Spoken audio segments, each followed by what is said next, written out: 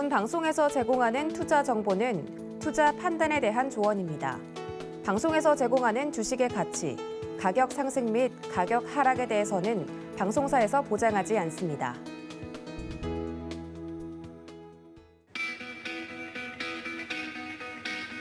안녕하세요. 고수익 작전 타임의 이수연입니다. 네, 전일 국내 증시 많이 하락했습니다. 이런 부분들 여러분들께 큰 걱정 끼쳐드렸을 텐데요. 특히 외국인들이 선물 시장에서 1조 7천억 원 넘게 매도하면서 오늘도 수급적으로 좀 불안한 모습이 연출될 가능성이 높습니다.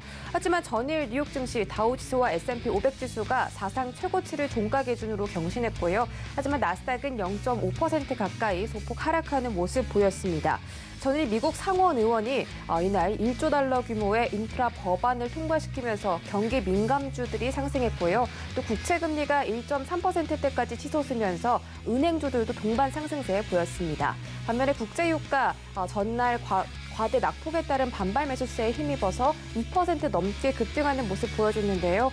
오늘 이렇게 다양한 부분들에서 상승세가 나타났기 때문에 오늘 우리 증시도 상승 탄력 받을 수 있기를 기대해 보도록 하겠습니다. 그럼 오늘의 투자 작전 화면으로 만나보시죠. 네, 첫 번째 시간은 김민수의 작전 키워드 시간입니다. 삼성전자가 오너 리스크가 해소됐음에도 주가가 잠잠합니다.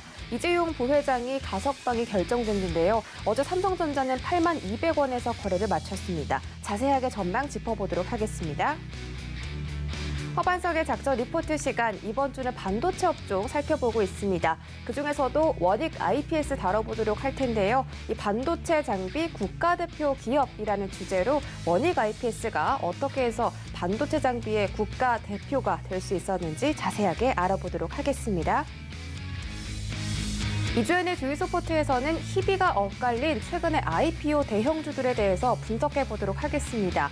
어제 크래프톤이 처음 상장했는데 공모가 하회하면서 종가 마감주였죠. 크래프톤과 카카오뱅크 어떻게 봐야 할지 자세한 분석해드립니다.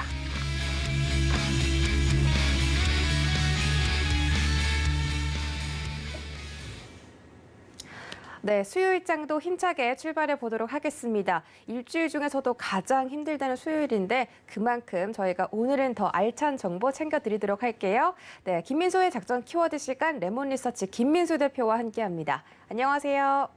안녕하십니까. 네, 반갑습니다. 첫 번째 키워드 바로 확인할게요. 첫 번째 키워드는 삼성전자 오너 리스크 해소에도 주가 잠잠입니다. 이재용 삼성전자 부회장의 가석방과 함께 지루하게 8만 원대 박스권에 갇혀 있는 삼성전자의 주가가 앞으로는 상승 전환할 수 있을 것이다. 이런 기대감이 커지고 있는데 다만 일각에서는 이런 오너 리스크 해소가 이 주가에는 영향이 없을 것이다. 이런 시선도 있습니다. 어떻게 보십니까? 네, 오너 리스크가 뭔가요? 라고 말씀드리고 싶은데, 지금 이재용 부회장 관련된 얘기로 좀 시장이 여러 가지 해석을 하고는 있지만, 일단 주가 상황으로 봤었을 때는 어느 정도 예견을 하고 있었다고 봐야 되겠죠. 특히 국민의 여론조사를 했었을 때 60, 70%가 거의 찬성으로 돌아선 만큼 거기서 정치권에서 할 수 있는 쪽은 또 표를 의식하다 보니까 당연히 이런 쪽의 결정이 나왔을 걸로 보여지고 있는데 제일 중요한 거는 가석방으로 인해서 이제 나오는 게 중요한 게 아니라 나와서 뭘 해야 되겠다는 입장이죠. 그러다 보니까 그런 변화를 생각하기에는 일단 결정은 잘 됐고 그러면 그 다음 뭐라고 했었을 때 좀 더 시간이 필요하다라는 관점을 지켜보지 않았을까 생각되고 있고요. 근데 마침 또 어제 같은 경우는 그럼에도 불구하고 주가가 삼성전자, SK하이닉스가 또 반도체 관련된 대표 주자가 낙폭을 키웠다는 얘기는 그 외에 플러스 알파 좀 더 안 좋은 얘기가 뭐가 없었느냐라고 봤었을 때 대표적으로 어제 미국 시장에서 필라델피아 반도체 지수도 한 1% 이상 하락했고 마이크론 테크놀로지도 한 5%대 하락했습니다. 근데 어제 나왔던 얘기 중에 하나가 CLSA 증권에서 리포트가 하나 나왔는데 디램 가격이 내년 초까지 해서 하반기부터 내년 초까지 안 좋다. 가격만 한 23% 하락할 수 있겠다라고 얘기를 하면서 주가가 크게 흔들린 것도 하나의 영향이라고 봐야 될 것 같고요. 몇 주 전에는 또 다 좋다고 하더니 이제는 또 와서 또 의견을 싹 바꿔버리고 뭐 어디에 춤출지 모르는 상황들이죠. 네, 그런 리포트 하나하나의 또 어떤 시장을 바라보는 것보다 특히 리포트가 얘기했던 개연성들, 즉 디램 가격이 진짜 그런 쪽으로 변하는 여러 가지 요소들을 가지고 있느냐라고 확인하는 게 더 중요하지 않을까 싶기 때문에 일단 그거와는 별개로 또 수급의 문제가 또 좀 계속 연결돼 있죠. 특히 삼성그룹 쪽도 마찬가지겠지만 지금 수급 동향들을 보게 되면 7월 한 27일, 28일 정도부터 연기금이 또 적극적으로 시장에 대해서 매도를 하고 있습니다. 그렇다는 얘기는 연기금이 매도를 한다는 얘기는 또 한국 비중과 관련된, 그러니까 즉 국내 비중을 기금운용보고서에서 얘기했던 것처럼 여전히 높은 비중이기 때문에 하반기에도 줄이겠다라는 입장을 뚜렷이 보여주고 있는 상황 쪽에서 국내 비중을 줄이겠다라고 하게 되면 또 삼성전자, SK하이닉스 시가총액 1, 2위들이죠. 이쪽도 매물 압박이 나오고 또 게다가 또 외국유학 기관의 단기 또 매물성 흐름들이 이어지다 보니까 또 최근엔 그거죠. 아무래도 좀 대형 IPO들이 이어지다 보니까 기존에 갖고 있던 종목들을 줄여서 IPO 들어온 종목들을 새로 신규 편입을 해야 적어도 시장 지수를 따라간다라고 하는 패시브 자금들의 흐름들이 같이 연결되다 보니까 또 소외가 되는 측면들이 높죠. 그런 여러 가지 흐름들을 봤었을 때 앞으로 지금 삼성전자 주가는 단순하게 CEO 리스크가 해소됐다는 관점 쪽으로 접근하기는 좀 힘듭니다. 다시 한번 강조드리지만 나와서 무엇을 하느냐, 그리고 또 빠른 시일 안에 어느 정도 여력을 찾고 시장을 그리고 또 회사를 어떤 식으로 끌어가느냐가 가장 또 중요하게 바라봐야 될 변수이기 때문에 이 부분은 또 일단 숙제로 남겨놓되, 그래도 어제 나왔던 얘기 중에 하다가 왜 이재용 부회장한테 백신을 주문했는지 모르겠습니다만 그만큼 백신을 구하기가 힘들다는 거에 반증인 것 같기도 하고, 근데 그에 따라서 움직일 수 있는 거는 그러면 아직 백신이 많이 부족하네, 그러면은 적어도 이렇게 오늘도 보니까 확진자가 2,000명이 넘어가게 생겼네요. 네, 그런 관점에서 일단 이렇게 확진자 큰데 백신에 대한 어떤 필요성은 더 커가고 있는데, 그러면 적어도 우리나라에서 백신 관련된 생산도 물론 하겠지만 자체 백신과 또 치료제 하나는 있어야 되겠다는 입장이 또 강해지게 되겠죠. 그런 쪽으로 봤었을 때 어제 백신의 확보와 함께 이제 앞으로 생산을 가속화시킬 수 있는 대표적인 회사 삼성바이오로직스겠죠. 이쪽에 대한 부각도 같이 이루어졌고, 또 SK 바이오사이언스는 노바백스 관련된 또 생산부터 또 자체 백신이 임상 3상의 통과가 이제 임상 3상을 신청을 허가를 했었죠. 그러다 보니까 정부 입장 쪽에서는 아스트라제네카랑 비교를 하면서 어떤 의미 있는 임상 경과가 나왔었을 때 당연히 허가를 안 해줄 리가 없습니다. 그렇기 때문에 이런 부분들이 다 호재로 작용했던 부분들도 하나의 또 스토리로 나올 수 있는 것 같고요. 가장 중요한 거는 일단 삼성그룹이 지금 뭔가를 해야 되고 있었을 때 뭔가를 어떻게 하느냐, 뭔가가 뭘까요? 네, 그런 쪽의 변화를 봤을 때 일단 첫 번째로는 미국 공장 투자 확정 짓는 게 가장 중요할 것 같고요. 그래서 오스틴 공장 옆이냐 아니면 또 어디냐에 따라서 또 확정을 짓는 부분들과 함께 삼성 SDI도 미국 투자를 지금 계획해서 거의 확정 짓는 걸로 또 나가야 되겠죠.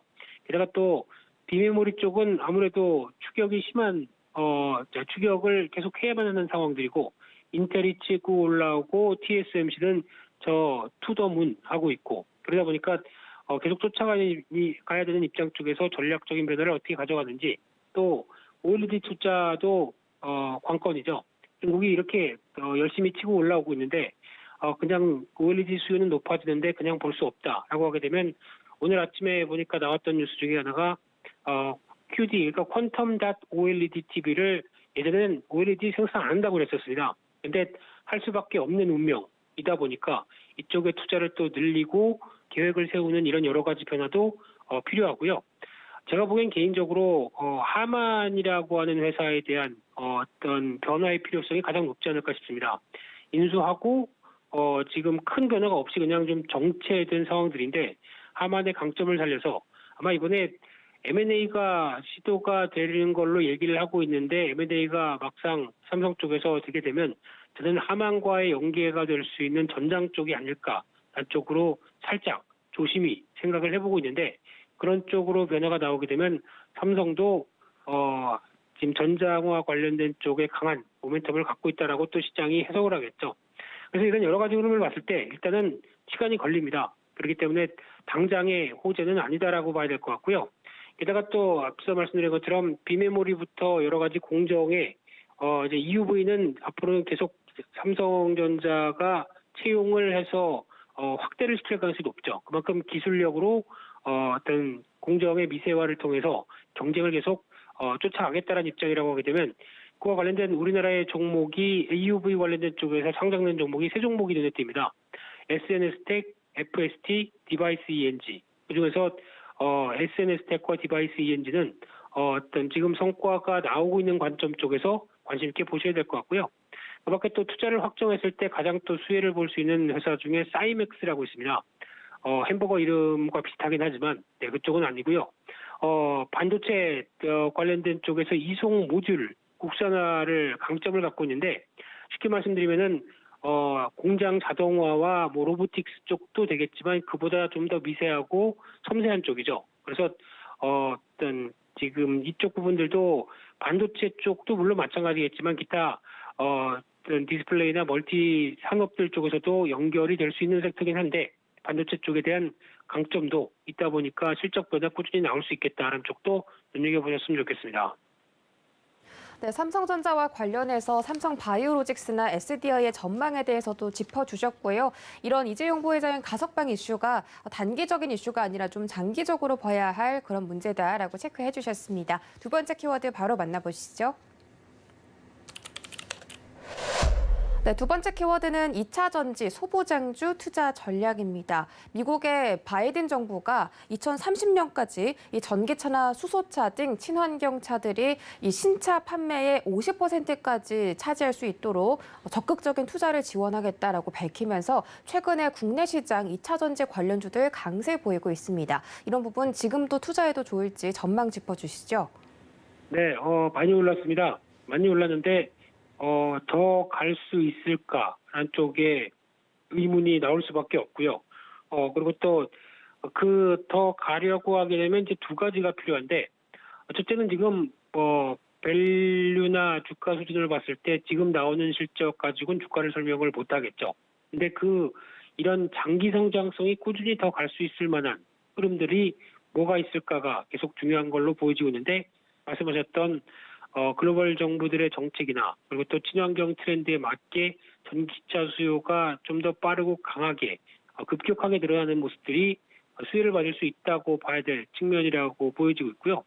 또 하나 두 번째는 장기 성장성입니다. 그러면은 지금은 말씀드렸듯이 좀 비싸다고 보여져도 아마 빠르면 1년, 2년 후에 즉 올해 50% 성장하고 내년도 50% 성장한다. 그러면은 복리의 법칙과 함께 같이 연결돼서 봤을 때는 매년 큰 폭의 성장이 이루어졌었을 때 지금 받고 있는 PR이 50배다라고 하더라도 1, 2년 뒤에 가게 되면 20배 이하로 또 뚝 떨어질 수가 있는 상황들이죠. 그만큼 빠르게 성장하는 실적들을 오히려 주가가 반영하다 보니까 지금은 고평가여도 오히려 성장에 대한 흐름들만 확인된다라고 하게 되면 당연히 지금 이런 고성장주의 입장 쪽에서는 관심을 갖는 게 맞다라고 봐야 될 부분들이고요.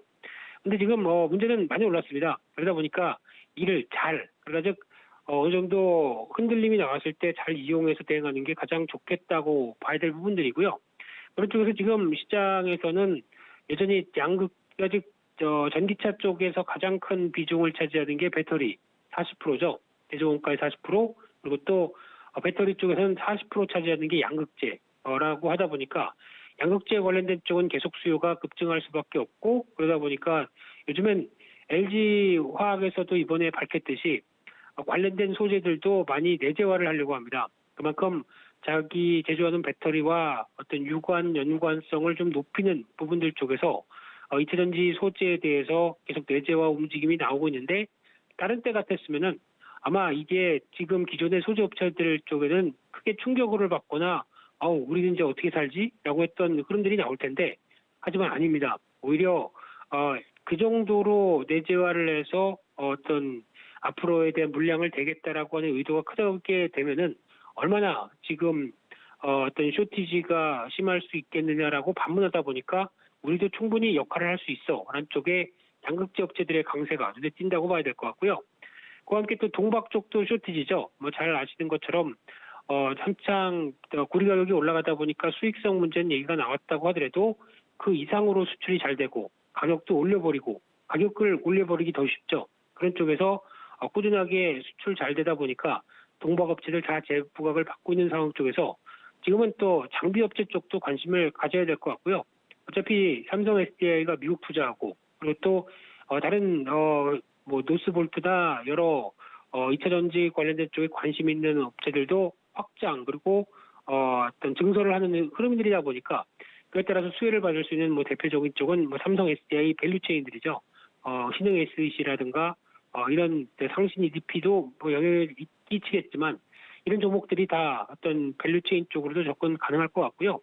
그밖에 PNT 같은 경우는 세 회사 다 들어가죠. 그리고 또 원익 PNE는 최근 들어서 부각을 받고 있는데 충전기 관련된 쪽에 급속 충전기 관련된 쪽에 어떤 기술력을 보유하다 보니까 또 앞으로 할 일이 많죠. 이런 쪽으로 갔었을 때 계속 투자 아이디어를 찾아가면서 대응하는 것은 나쁘지 않다고 봐야 될 것 같은데 그럼에도 불구하고 지금 에코프로라고 하는 한 이틀 전에 상한가가 들어간 종목이라고 하더라도 이 종목은 갖고 있는 에코프로 BM의 가치도 아직 제대로 반영이 안 됐다고 하게 되면 계속 주가는 조정받고 또 갈 수 있는 패턴이기 때문에 계속 관심 있게 보셔야 될 것 같고요. 솔루스 첨단 소재 또 지금 동박과 OLED 관련된 소재에 대한 모멘텀들 계속 있고요. 또 E&D라고 하는 회사도 지금은 매연 저감 장치 쪽에 내연기관 쪽에 여러 가지 일을 하고 있는데 양극활 물질 관련된 전구체 쪽 시도를 하다 보니까 그쪽에서도 성과가 나게 되면 또 하나 변할 수 있는 2차 전지 소재 업체 쪽으로 나올 가능성이 높다는 쪽에서 이런 종목들도 한 번쯤 체크하셨으면 좋겠습니다. 네, 2차 전지 관련해서 음극재라든지 다른 섹터들 그리고 또 2차 전지 관련해 삼성 SDI까지 또 체크를 해주셨고요. 앞으로도 2차 전지는 좀 상상성이 짙은 종목이다 보니까 섹터다 보니까 관련 종목들 눈여겨보시기 바라겠습니다. 네, 전일 뉴욕 3대 지수가 다우존스와 S&P 지수 사상 최고치 경신했습니다. 반면에 나스닥은 좀 조정을 받은 그런 모습인데 전날 우리 시장에서 외국인들의 매도세가 좀 많이 거칠었기 때문에 오늘자 대응 작전이 좀 중요할 것으로 보입니다. 어떻게 작전 세워볼까요? 네, 일단 관망입니다. 시장에 대해서 지수가 저런 식으로 나오고 있는데 내 종목 어떤 대응할 여력 없다. 그러면 그냥 무리 안 하고 쉬는 것도 답인 것 같은데요. 하지만 그러기에는 주도 섹터가 지금 분명하게 나와 있습니다. 백신 쪽도 마찬가지고 또 지금 2차 전지 쪽도 마찬가지고 그리고 또 반도체 뭐 OLED 관련된 종목들도 지금 꺾이는 게 아닙니다. 거의 저점에서도 그렇고 먼저 올라온 종목들도 마찬가지겠지만 산업이 움직이고 있다 보니까 계속 그렇게 되면 시장은 그냥 그런 것 같습니다. 벌써 한 달 정도부터 3,300고점, 3,200 잘 안 깨고 지지. 그러면은 그냥 100포인트 안에서 막스권 흐름들이고요.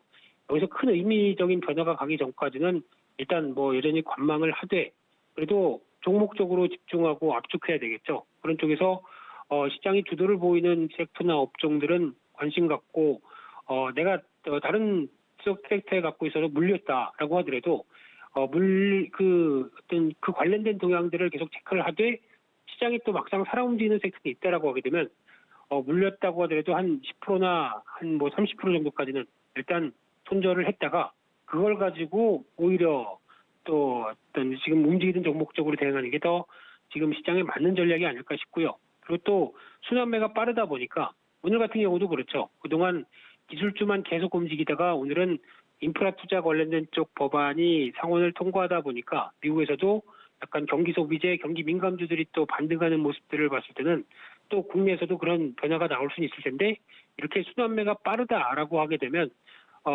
특히 갖고 있던 종목이 물렸어도 한번 돌아올 수 있는 기회가 충분하다는 얘기고 또 좀 빠르게 움직이게 되면 매매 기회가 더 많다는 얘기고 그렇기 때문에 오히려 이를 다 대응할 수 있게 되면은 지금 어떤 정도 종목에 대한 이해와 또 공부를 통해서 시장에 맞는 주도적인 흐름들 찾아가는 게 더 중요하겠다고 봐야 될 것 같고요. 그래서 아마 선물로 이번에는 옵션 만기일이죠. 예, 옵션 만기일 쪽에서 외국인들 선물 동향들 계속 체크를 해보면서 만기일 정도까지는 일단 관망해야 될 것 같고요. 종목적으로 대응하자 이렇게 정리해서 말씀드리겠습니다. 네, 오늘자 시장 대응 작전까지 세워드렸습니다. 네, 전일 크게 좀 낙폭이 확대됐기 때문에 걱정 많으신 분들 계실 텐데 오늘 대응 작전으로 알차게 전략 세워보시기 바라겠습니다. 네, 대표님 말씀 고맙습니다. 감사합니다.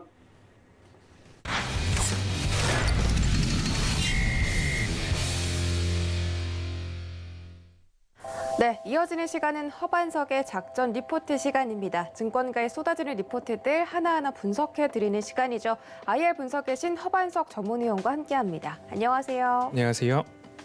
네, 이렇게 매주 수요일마다 스튜디오로 직접 모시는데 오늘 반도체 업종에 대해서 또 어떤 종목일지 바로 확인해 볼게요.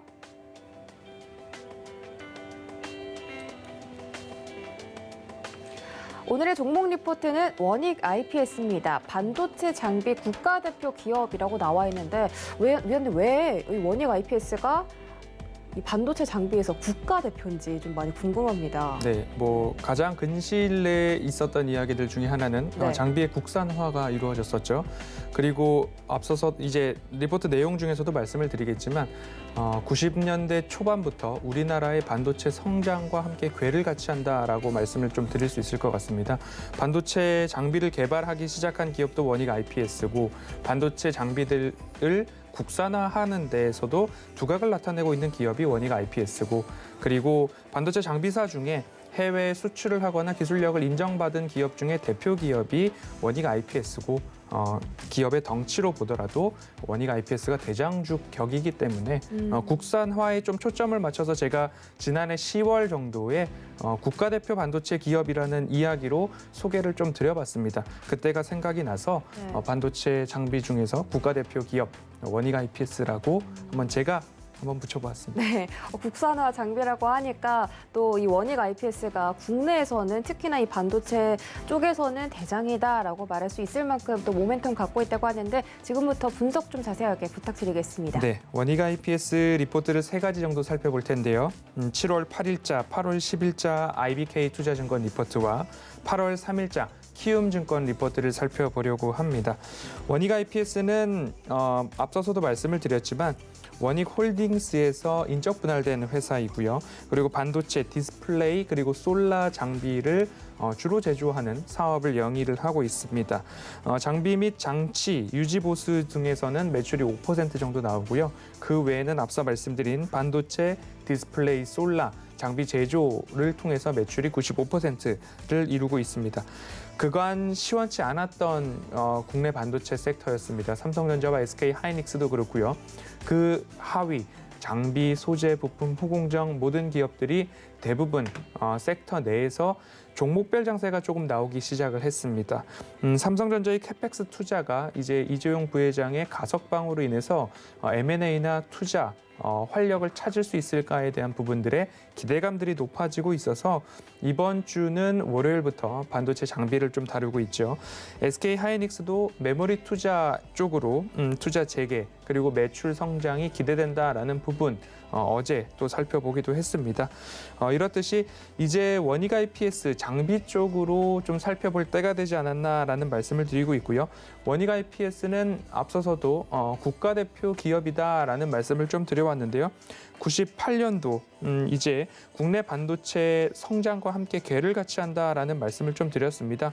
98년도 세계 최초로 ALD 장비 양산에 성공을 했고 그리고 명실공히 반도체 산업 소부장, 소재 부품 장비 그리고 국산화에 있어서 최전선 플레이어로 좀 활약을 한 기업이다라는 말씀에 결국엔 국가대표급 기업이다라는 말씀을 좀 붙여보았습니다. 그리고 2004년에는 CVD 장비 개발 및 양산에 성공을 했고요. 그리고 리포트 내용 중에서도 이어서 말씀을 드릴 거고 CVD 메탈 베리어 쪽으로의 장비도 도쿄 일렉트릭이 독점하고 있었던 장비를 국산화에 성공을 또 했습니다. 이렇게 열심히 개발을 하고 있고 거기에 더불어서 매출과 영업이익도 여지없이 좋아지고 있는 기업이기 때문에 원익 IPS가 이렇게 장비 업종 중에서 그리고 또 원익 계열사 중에서도 큰 버팀목을 하고 있다라고 좀 보시면 좋을 것 같습니다. 이어서 이제 실적도 좀 말씀을 드려야 하고 여러 가지 말씀을 좀 드려올 텐데 좀 생소하신 분들도 있기 때문에 좀 빠르게 기업에 대한 이야기들을 조금 더 말씀을 드리겠습니다. 반도체 정비 사업으로 1분기 기준 매출액의 57% 이상이 반도체 쪽에서 매출이 발생을 하고 있다라고 말씀을 드리고 싶고요.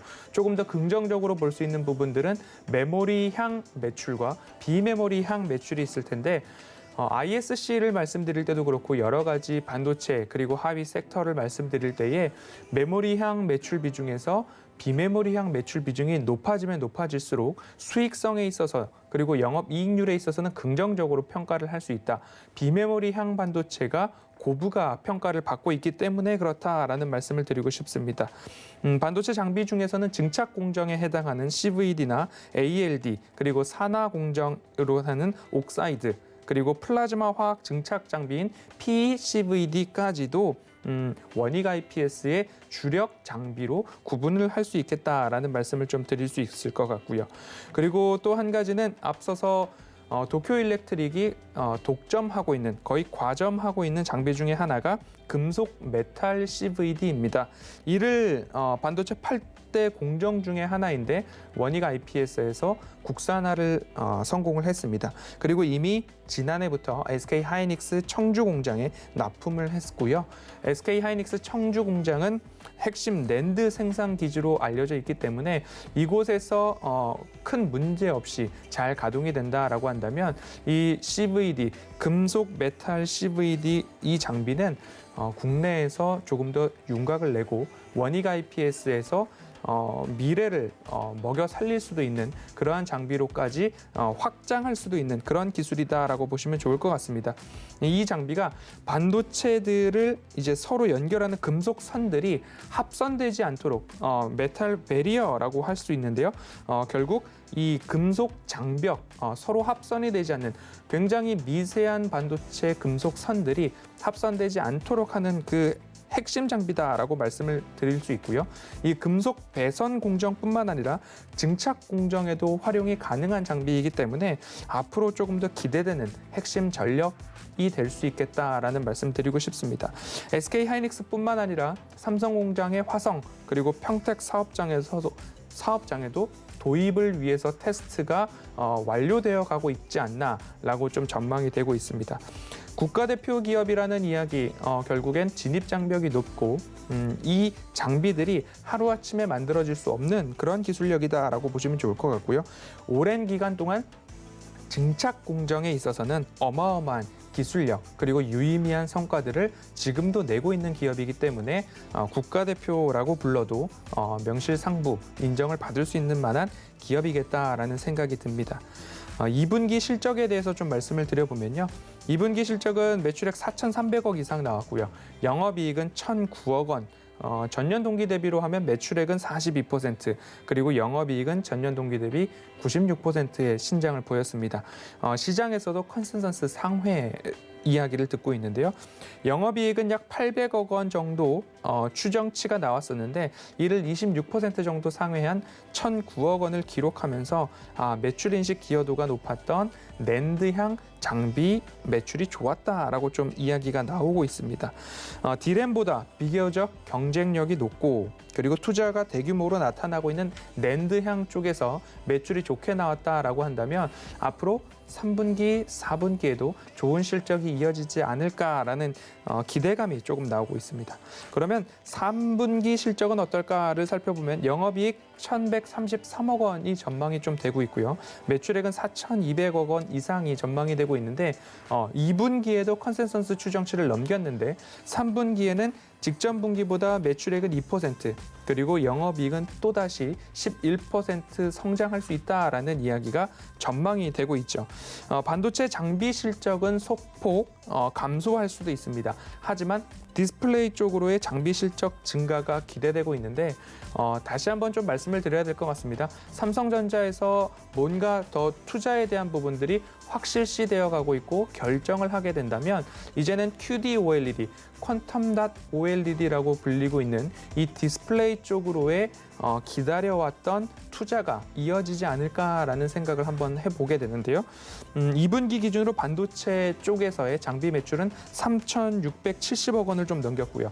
디스플레이 장비 쪽에서는 650억 원 정도가 조금 기록을 했습니다. 그러면 반도체 장비 쪽에서는 약 85%의 매출 비중을 보이고요. 그리고 디스플레이 쪽에서는 15% 정도의 매출 비중을 보이는데 반도체 쪽에서 지금까지 좋았던 흐름들을 이어가고 그리고 디스플레이에서 다시 한번 좋은 흐름을 이어져 간다면 3분기 이후 반도체는 그대로 유지만 돼도 좋고 디스플레이 쪽에서 호실적을 이어간다라고 한다면 오히려 원익 IPS에서는 이 사업의 포트폴리오 매출 비중이 85대 15에서 오히려 디스플레이가 조금 더 두각을 낸다면 조금 더 좋은 3분기와 4분기를 기억해 볼 수 있지 않을까라는 기대감이 있는 흐름입니다.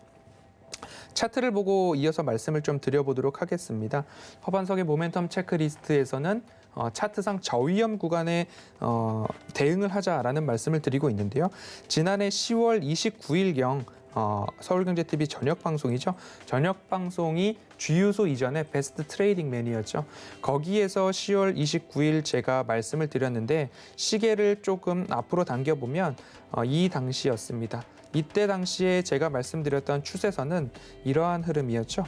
이렇게 차트상 저위험 구간에 대응을 하시면 좋을 것 같습니다라는 말씀을 드리면서 이렇게 말씀을 드리고 지금이 원익 IPS 쪽에서는 차트상 저위험 구간이 될 것 같습니다라는 말씀을 드렸고요. 10월 29일 이후에 어마어마한 상승을 좀 이어갔습니다. 그 모습들이 이렇게 좀 나와 있고요. 지금은 그러면 어떻게 대응을 해야 할까라는 말씀을 좀 드려보면 이 추세선을 그대로 이렇게 연결을 했을 때 이 추세선이 올까에 대한 부분에 있어서는 고개를 갸우뚱하게 됩니다. 왜냐하면 매출액과 영업이익이 증가하고 있는 기업인데 이 추세의 대바닥까지 다시 내려올 것인가에 대한 부분은 저는 조금 어려울 수도 있겠다라는 말씀을 드릴 수 있을 것 같고요. 다시 한번 추세선을 좀 그어본다면 이러한 추세선이 다시 나올 수 있을 것 같습니다. 그러면 다시 바닥 권역으로는 이러한 흐름들을 좀 예상을 해볼 수 있는데요.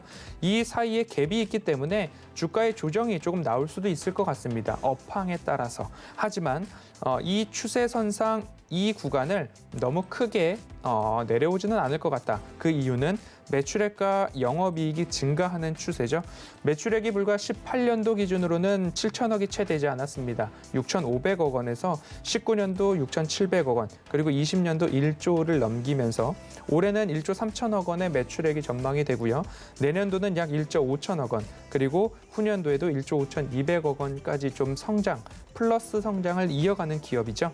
그리고 영업이익 측면에서도 올해 60%가 상승한 2,200억 원, 그리고 내년도 다시 20% 상승한 2,700억 원까지 양의 성장을 보이고 2023년도에는 2,600억 원으로 약 2% 내외로 다시 줄어들 수 있다라는 이야기가 나오는데 이 부분에 있어서는 앞서서 말씀드렸던 국산화에 성공하고 있는 장비들 그리고 디스플레이 쪽 매출과 이익이 증가한다면 충분히 수정도 가능할 수 있지 않을까라는 기대감을 해보고요. 매출과 영업이익을 말씀드릴 때 늘 강조드렸던 부분들이 플러스 성장을 하느냐, 피크 아웃이냐, 아니면 올해 또는 내년부터 음의 성장을 하느냐 이런 부분들을 좀 챙겨보시자라는 말씀을 드렸는데 22년도까지 플러스 성장을 합니다. 그리고 23년도에도 마이너스 성장률이 영업이익과 단기 순이익에 찍혀 있기는 하지만 2% 수준이기 때문에 충분히 수정치도 나올 수 있지 않을까라는 말씀을 드리게 됩니다. 원익 IPS를 지난해 10월 말씀드릴 때에 국산화 소부장 이야기가 많이 나왔을 때 제가 이런 말씀을 드렸습니다. 소부장보다는 조금 순서를 바꿔서 장비, 소재, 부품, 후공정 쪽으로 보시면 어떨까요? 라고 하면서 장비를 가장 앞쪽에 두고서 원익 IPS를 말씀을 드려왔습니다. 그리고 시끌벅적할 때 추세 고점에서 괜히 들어가지 마시고 조금 기다려보시는 것도 좋겠습니다라는 리뷰를 드리면서 원익 IPS에 대해서는 고점을 좀 피하셨으면 좋겠습니다라는 말씀을 드려왔고요.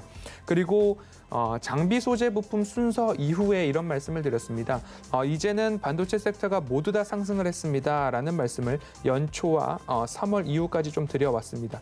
그 이후에 삼성전자와 SK하이닉스 국내 지수 자체가 조금 조정을 받으면서 이럴 때에는 반도체 섹터에서 무엇을 보아야 할까요? 라는 질문에는 이제는 장비 소재 부품도 아니고요. 오히려 반도체 섹터 중에서 영업이익과 매출액이 플러스 성장을 하는 기업 중에서 튼실한 이익을 내는 기업 중에서 추세 저점에 있는 기업들을 한번 찾아보시면 좋겠습니다라는 말씀을 드리면서 주유소 포트폴리오에도 담겨 있는 ISC를 말씀을 좀 드렸습니다. ISC도 추세 저점에서 좋은 상승을 이어가고 있는 흐름이죠. 그리고 오늘 이제 다시 원익 IPS를 말씀을 드리면서 이제는 추세 저점으로 조금 온 것 같습니다라는 말씀을 좀 드리고 있습니다. 이 추세 저점에서 빨간색 접근이 가능한 구간들을 좀 표시를 해본다면 이 구간이 되지 않을까라는 말씀을 드리고 싶습니다. 이제는 넘사벽 기술력을 지닌 국가대표급 원익 IPS 장비 기업을 좀 말씀을 드렸고요. 삼성전자와 SK하이닉스도 그리고 삼성 디스플레이도 중국향 디스플레이 매출도 증가할 수 있다라는 이야기, 반도체와 디스플레이 두 곳에서 좋은 성과를 내지 않을까라는 말씀을 드리고 싶고요. 인텔, TSMC 그리고 삼성전자 비메모리, 파운드리 이야기도 나오고 있죠. 그러면 설비 투자가 진행된다면 전 공정 장비 섹터를 조금 집중해서 보시고 저는 그래도 오늘 원익 IPS를 좀 소개를 해드렸습니다. 삼성전자의 미국향 투자 계획이 발표되거나 평택과 설비 투자가 조금 더 이어지거나 한다면 원익 IPS가 수혜주로 좀 꼽히지 않을까라는 말씀을 드리고 싶습니다. 조금 가격이 높지 않나라는 말씀들을 하실 수도 있는데요. 큰 차트를 보고 끝으로 정리를 해보겠습니다. 첫째 바닥으로 말씀을 드릴 수 있다면 이 정도 바닥이 될 수도 있고요. 이 구간은 대바닥인데 코로나 팬데믹 정도의 시장 위험이 오지 않으면 다시 오지 않을 것 같고요. 그 다음으로는 약 3만 원대 바닥이 다시 잡힐 수도 있을 것 같습니다. 그리고 나서는 이제는 차트를 조금 확대를 해보면 이 구간이 새로운 바닥 4만 5천 원 라인이 바닥이 되지 않을까. 기업의 매출액과 영업이익이 성장을 하는 것처럼 이제는 1조 원 이상의 매출을 달하고 있는 기업이기 때문에 새로운 바닥으로 4만 5천 원이 한번 보입니다. 그렇기 때문에 성장하는 기업 그 추세 저점에서 원익 IPS 살펴보시면 좋을 것 같고요. 늘 반복해서 말씀을 드립니다. 방송에서 좋다는 모든 기업들을 덜컥 매수하시기보다는 오늘의 내용을 다시 한번 살펴보시고 정말로 고개가 끄덕여지시고 나도 동의가 되고 나도 이 기업이 유망하기 때문에 나의 소중한 자산을 투자해 보아야 되겠다라는 생각까지 이르신다면 원익 IPS 관심 있게 보셔도 좋을 것 같습니다. 오늘 여기까지 살펴보도록 하겠습니다. 네, 원익 IPS는 반도체뿐만 아니라 디스플레이까지 다양한 성장성을 가지고 있는 그런 기업이고요. 이 기업에 대해서 이런 리포트 다시 한번 살펴보고 싶으시다면 문자 받는 사람 샵 0082번에 허반석이라고 세 글자 전송해 주시면 되겠습니다. 네, 위원님 오늘 분석도 고맙습니다. 감사합니다. 네, 이어지는 시간은 이주현의 주유소 포트입니다. 저녁 8시에 방송되는 주유소 시간에서 이주현 전문위원이 구성하신 포트 종목들 개장 전에 리뷰해보는 시간이죠. 이주현 전문위원 만나볼게요. 안녕하세요. 네, 안녕하세요. 네, 반갑습니다. 운용 원칙 살펴보고 가시죠. 이주현의 주유소 포트 운용 원칙입니다. 처음으로 바닥난 포트폴리오를 접수한 뒤 기존 종목들을 손절하고 전문가 추천주로 포트를 운용하게 됩니다. 전문가당 한 종목 추천을 원칙으로 하고 있고요. 최고 수익률 산정 기준은 종가로 하고 있습니다. 종목 만나보시죠.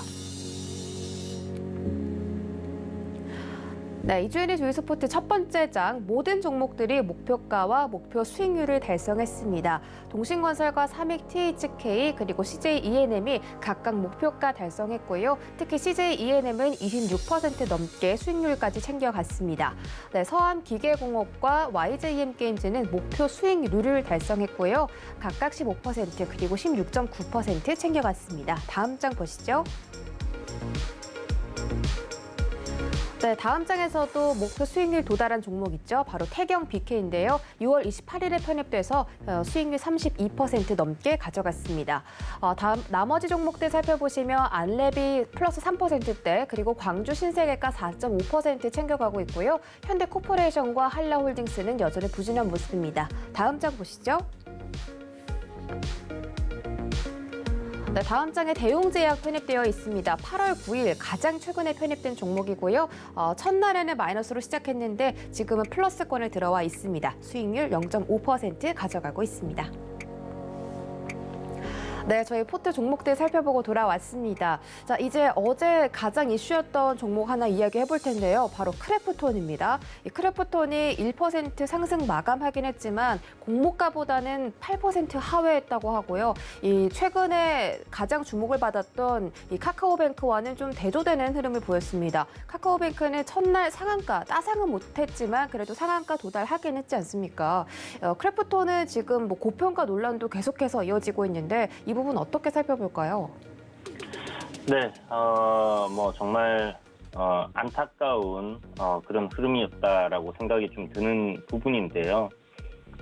이제 크래프톤이라는 기업 자체가 뭐 앞에 쭉 고평가 논란이 나오면서 기사화됐던 그런 부분들을 좀 살펴본다고 하면 기자라는 사람들이 이제 기사를 쓸 때 이러한 기업을 이번에 뭐 술자리에서 알게 됐다라고 얘기를 하시는 분들도 계셨고, 그러면서 기업 가치 분석을 뭐 비교를 해서 이렇게 보니까 이건 너무 고평가된 거 아니야? 하는 그런 이야기들을 좀 하시는 기사들도 있었고요. 그러니까 실질적으로 크래프톤이 어느 정도의 인기를 가지고 있고 어느 정도의 그 브랜드 파워를 보여줄 수 있는 기업인지를 잘 모른다라는 이야기가 된다라고 저는 생각을 하고요. 지금 만약에 크래프톤이 국내에 상장하지 않고 뭐 나스닥에 상장을 했다라고 하거나 아니면 미국 시장에 상장을 했다라고 했을 때는 지금 뭐 22조, 어제 종가 기준으로 22조 정도의 이제 시가총액을 평가받았는데 충분히 더 높은 시가총액을 평가받지 않았을까라는 생각이 듭니다. 그래서 실질적으로 국내보다는 글로벌적으로 더 인기가 크고요. 아시아 시장에서 지금 인기가 크게 나오고 있는 부분이지만 시작부터 태생부터 스팀이라는 이제 뭐 그런 부분 플랫폼에서 이제 시작을 해서 글로벌적으로 엄청난 인기를 끌었던 게임이기 때문에 7,500만 장 정도의 이 게임을 판매를 하는 그런 글로벌 베스트셀러 게임입니다. 그래서 이런 부분에 대해서 이제 좀 인지가 덜 되신 분들이 아무래도 이런 투자를 진행하시는 데 있어서 위치에 있다 보니까 뭐 그렇게 좀 깎아내리는 듯한 이야기들이 많이 나오지 않았나라는 생각이 들고요. 그만큼 인기가 있다라는 것은 보유하고 있는 이런 IP라고 하죠, 요즘. 게임을 가지고 뭐 애니메이션을 만든다든지 영화를 만든다든지 그리고 또 다른 시리즈물을 만들어낼 수 있다라는 부분에서 크래프톤의 성장성은 충분히 크다라고 생각을 할 수 있는 부분이라고 생각을 하고요. 크래프톤이 기존에 그 뭐 좀 논란이 되었던 상장 시에 이야기가 되었던 부분들이 결국은 이제 뭐 워너브라더스랑 이제 좀 게임 회사가 아닌 그런 그 IP를 좀 활용한 그런 기업들과 함께 이렇게 좀 대조군을 이루다 보니까 그런 부분에서 좀 문제가 되지 않았나라는 생각이 드는데요. 어찌됐든 뭐 신규 상장주들은 청약을 해서 공모가보다 떨어질 경우는 마이너스 10%고 올라갈 경우는 200% 정도 올라갈 수 있다 이렇게 보시면 되고요. 그런 관점에서 손실보다는 뭐 시장이 좋을 때는 크게 수익을 낼 수 있는 방법이 하나가 청약이다라는 생각이 들기 때문에 그런 관점으로 좀 접근을 하신 분들 그리고 뭐 마이너스 한 10% 정도 빠진 부분으로 출발을 했기 때문에 조금 실망스러우실 수는 있겠지만 주가 흐름은 뭐 썩 그렇게 나쁘지 않다라고 봅니다. 사실 어저께는 신규 상장주가 상장을 하기에 썩 그렇게 좋지 않았던 장이라고 생각을 해요. 아무래도 백신 관련해서 코로나19 백신 관련해서 뭐 임상 3상 관련된 이야기가 나오면서 SK 바이오사이언스 같은 경우에 뭐 거의 상한가까지 올라가는 흐름들이 나왔고 그 관련주들도 굉장히 좀 가파른 상승 흐름을 보여줬기 때문에 크래프톤이 시장에서 딱히 이렇게 주목을 받고 매수세가 쏠리기에는 뭐 그러한 수급적인 부분이 아무래도 좀 전반적으로 이렇게 퍼져나가는 그런 이슈들이 좀 너무 큰 게 많았다라는 생각이 듭니다. 그래서 그런 부분이 조금 뭐 상장하는 당일날 운이 없었다라고 좀 생각을 해야 될 것 같고요. 기술적으로 봤을 때 크래프톤이 이제 상장을 하고 아침에 이제 좀 급락이 나왔다가 바로 반등을 좀 해주는 모습이 나왔는데요. 47만 원이죠. 47만 원이 제 생각에 이제 좀 강한 매물대가 될 가능성이 높다라고 생각이 되는 위치인데 오늘 이 가격대 위로 그러니까 이제 상장 첫날에 고점을 돌파하는 흐름이 나와준다라고 했을 때는 추가적인 상승 흐름이 좀 더 크게 나와줄 가능성이 높다라고 보시면 좋을 것 같고요.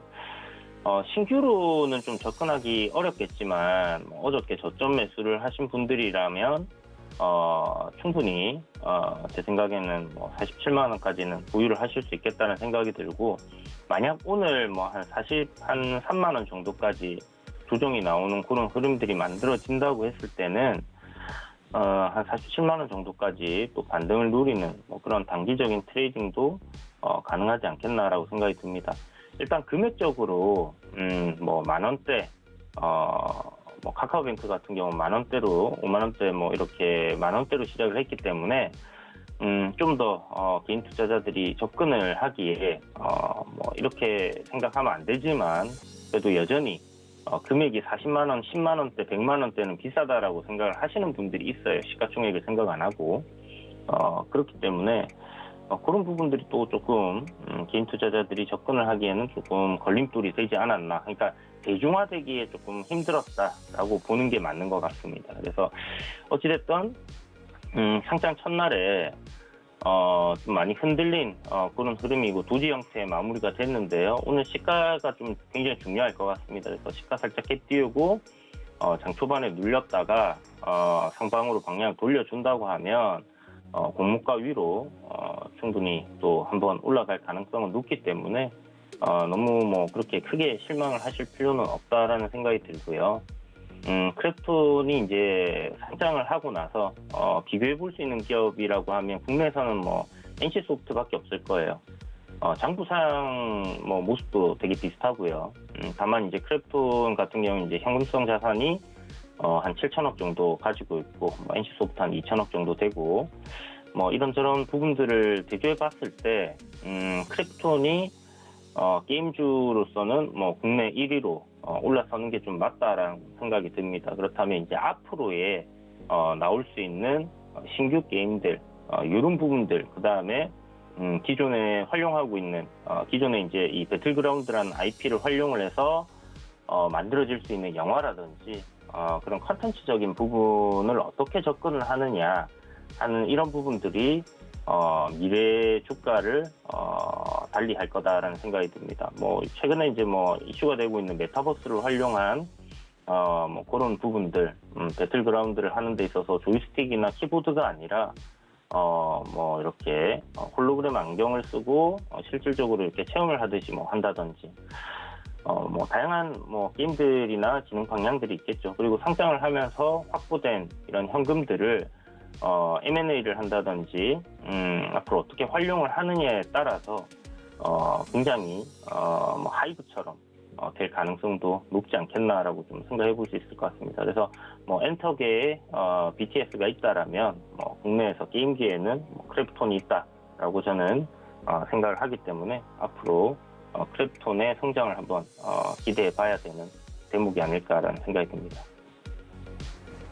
네, 크래프톤 좀 접근하기 어려운 종목이었다라고 말씀해 주셨는데 그래도 크래프톤을 이용하는 많은 이용자들이 있으니까요. 앞으로의 주가도 좀 기대해 보도록 하겠고 또 오늘 코스닥에서 집중받던 그런 종목들도 상장하기 때문에 이 상장, 신규 상장 종목에 관련한 수급도 챙겨봐야겠습니다. 오늘 분석도 고맙습니다.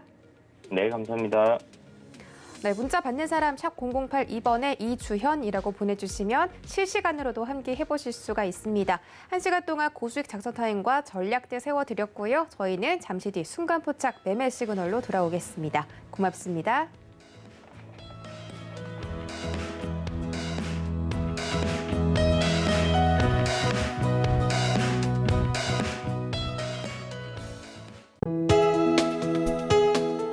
본 방송에서 제공하는 투자 정보는 투자 판단에 대한 조언입니다. 방송에서 제공하는 주식의 가치, 가격 상승 및 가격 하락에 대해서는 방송사에서 보장하지 않습니다.